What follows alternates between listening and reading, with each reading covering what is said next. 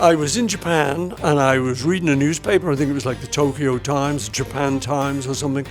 And there was something about climate change, and it's typical, the way people are kind of not doing anything about it. It's all going to be fine. Don't worry. Oh yeah, sure, there's icebergs melting, but it doesn't matter.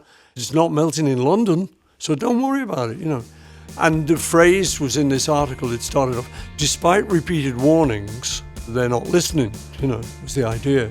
I liked that phrase, despite repeated warnings. I thought, yeah, that sums up a lot of people's feelings. And then thought, well, what I'll do a kind of song where I use symbolism. And so the person that will be symbolic of certain politicians, people who argue that climate change is a hoax, and we know a few.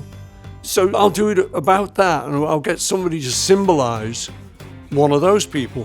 So I thought, okay, it's a sea captain, and he's steering a boat, and he's going to go towards the icebergs, but he's been warned, but he's going because he thinks he's right, and he thinks they're all making too much of it, and the usual arguments, So that's what it's about. It's a sort of story like the Titanic. If they'd been warned, hey, you're going to sink from icebergs, and if the captain said, doesn't matter, we'll be fine.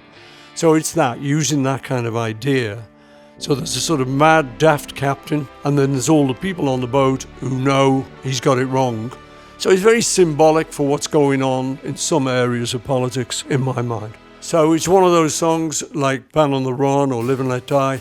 It's kind of episodic, and it's kind of an epic production.